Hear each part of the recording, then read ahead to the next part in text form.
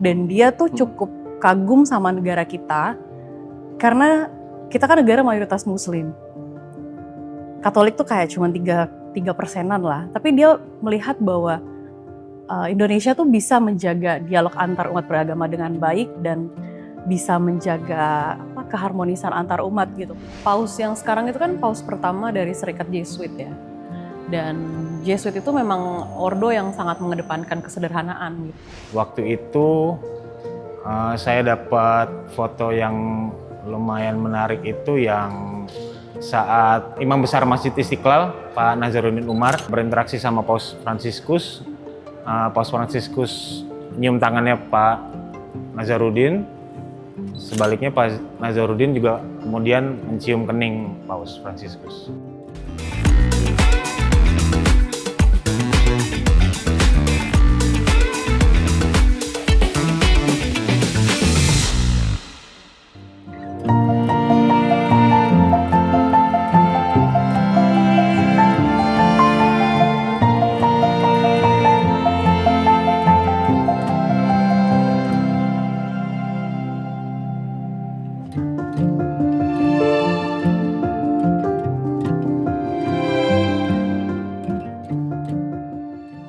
Nama saya Hilary.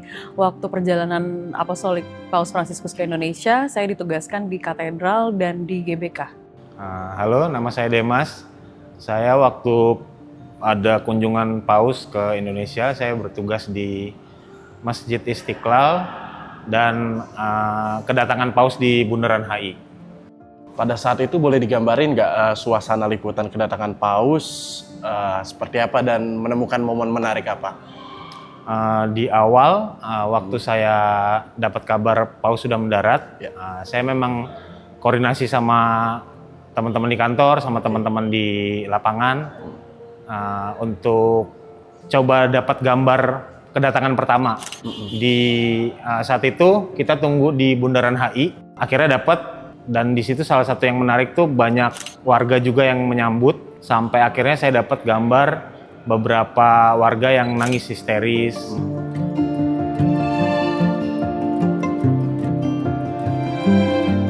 Ketika Paus mau masuk ke katedral itu kan dia lewat lapangan Banteng, terus baru masuk ke lewat kawasan lapangan Banteng, terus baru masuk ke katedral kan. Nah di situ tuh umat tuh udah ramai banget, orang-orang udah ramai banget, dan kayaknya itu bukan umat Katolik doang deh. Karena waktu itu saya juga ngelihat ada yang berhijab, terus banyak lah, ada ibu-ibu berhijab, terus ada yang anak-anak juga, pokoknya ramai banget. Nah di situ Paus tuh sempat berhenti beberapa kali dan ngasih berkat sama anak-anak kecil sih biasanya kalau ngasih berkat tuh, sama juga ngasih rosario. Nah dia tuh sempat lama berhenti tuh di pintu depan Istiqlal karena itu banyak banget orang kan di situ. Sempat ngasih rosario juga ke anak-anak kecil sih kalau itu. Nah baru di situ dia masuk. Nah ada satu momen yang unik tuh ketika sambutan dari perwakilan para suster. Itu yang mewakili Suster Rina namanya. Nah Suster Rina ini emang pinter banget dia. Karena dia waktu sambutan itu dia pakai bahasa Itali. Terus selesai dari bahasa Itali itu, dia menutup sambutannya dengan bahasa Spanyol. Dia bilang Gracias Santo Padre. Artinya terima kasih Bapak Suci. Terus di situ ekspresi Paus Fransiskus tuh kaget dong karena wah ini orang bisa bahasa Spanyol ternyata. Which is itu bahasanya Paus Fransiskus karena dia orang Argentina kan. Nah yang uniknya itu adalah ketika dia selesai speech, dia turun dari panggung, dia ngobrol berdua sama Paus Fransiskus. Dan di situ ekspresinya Paus tuh menurut saya unik dan lucu ya, karena dia kayak penasaran gitu ketika ngobrol sama si Suster Rina. Dia nanya gini, kira-kira terjemahannya gini, kamu belajar bahasa Spanyol di mana? Terus si Suster Rina bilang di Roma. Terus dia tanya lagi, kamu sekarang punya berapa novis? Novis tuh kayak calon anggota tarekat religius gitu lah di Katolik. Dia bilang ada 7. Terus Suster Rina itu dikasih rosario sama Paus Fransiskus. Dan waktu mereka ngobrol itu imam-imam yang di belakang tuh udah ribut gitu karena mereka udah kayak, ini beruntung banget ya Suster Rina tuh bisa ngobrol sedekat itu dan sesantai itu sama Paus Fransiskus. Nah, Paus kan juga pada di dalam itu memberikan pesan kepada imam. Waktu itu dapat yang dipahami adalah pesannya berupa apa yang disampaikan oleh Paus kepada imam dan jemaat mungkin yang hadir di katedral ya? Kalau di katedral tuh emang itu kalau nggak salah tanggal 4 September ya, itu yang hadir memang khusus para imam dan uskup-uskup di seluruh Indonesia.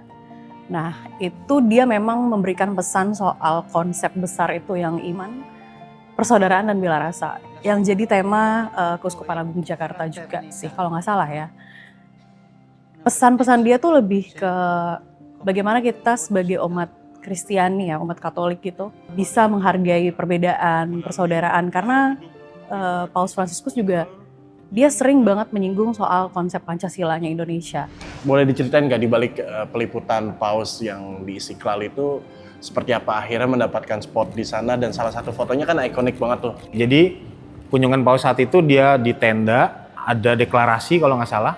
Habis itu ada adegan lagi di meninjau terowongan silaturahim.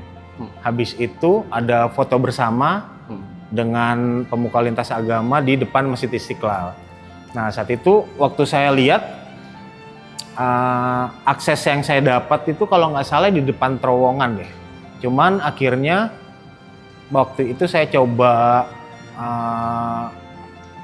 mencoba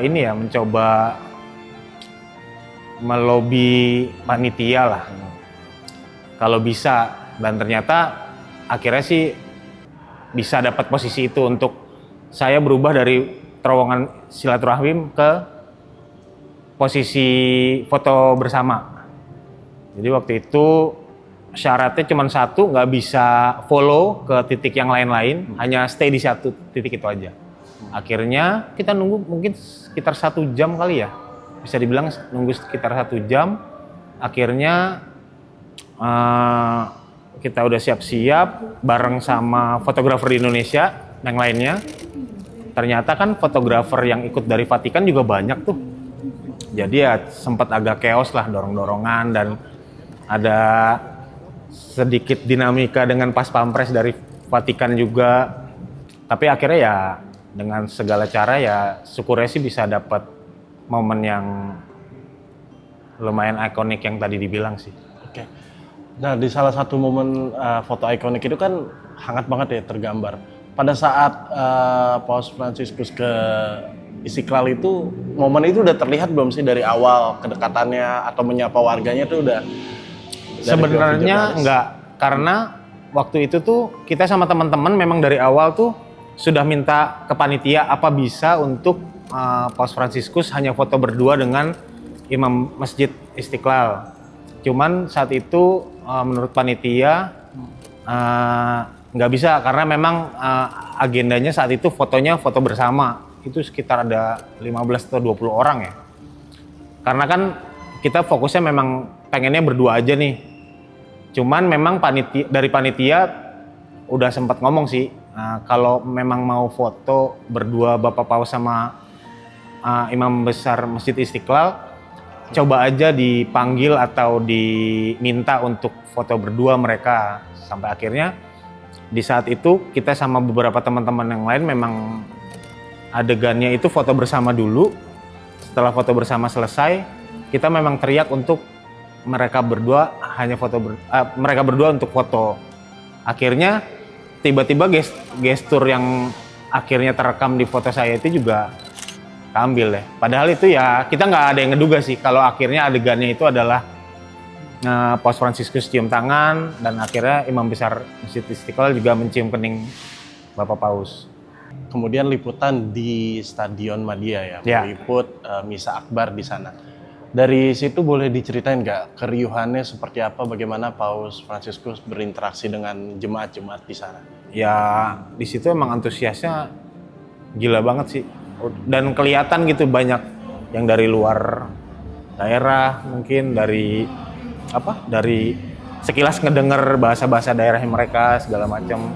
Terus coba masuk lagi ke dalam, tapi memang waktu itu sih tertib juga ya, sempat tertib juga ya. Jadi tergolong tertib lah untuk acara sebesar itu dan dengan orang sebanyak itu. Terus sambil nunggu di situ, saya coba cari posisi yang bagus. Akhirnya mutusin untuk dapat posisi di agak atas, jadi coba naik ke atas tribun, di sisi kirinya tribun, naik ke sana. Ya udah, coba cari gambar di situ deh, kira.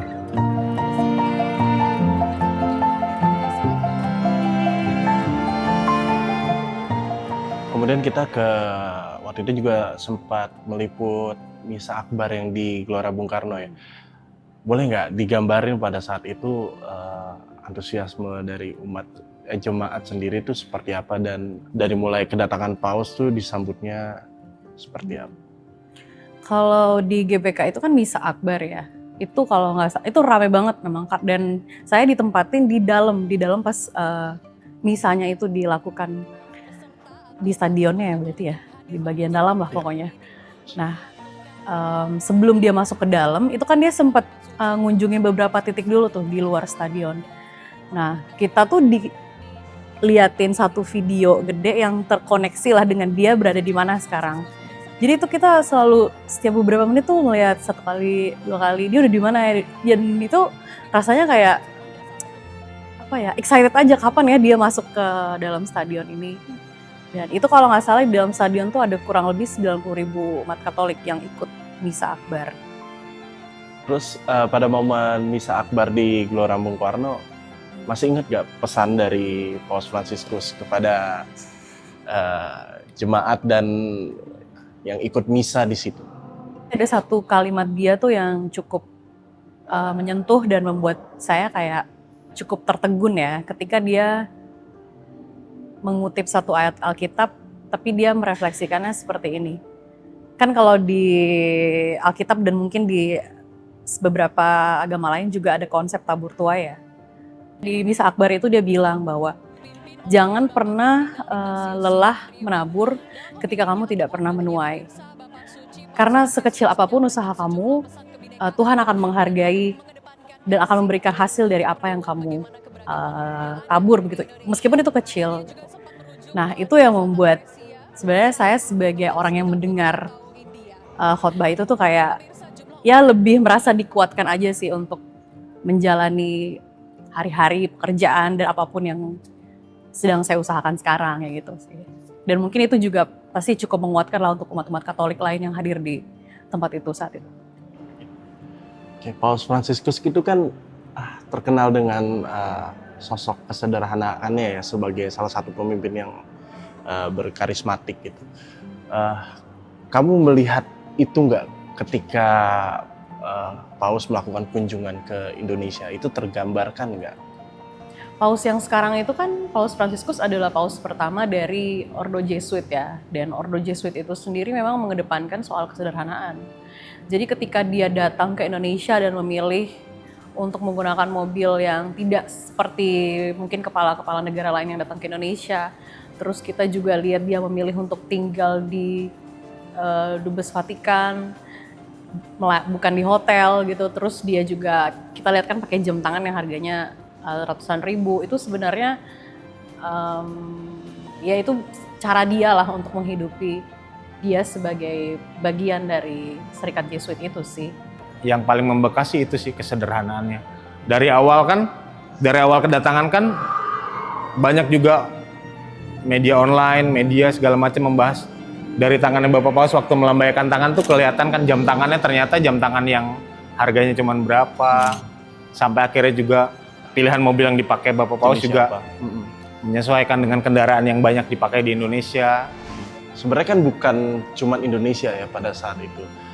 Dengan apostolik Paus Fransiskus juga ke Timor Leste dan ke Papua Nugini.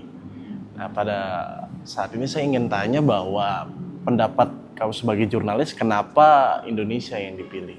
Iya, kunjungan Paus ke Indonesia itu yang saya lihat ya, itu sebenarnya ada unsur diplomatik, baik itu secara politis dan juga simbolis yang cukup kuat ya.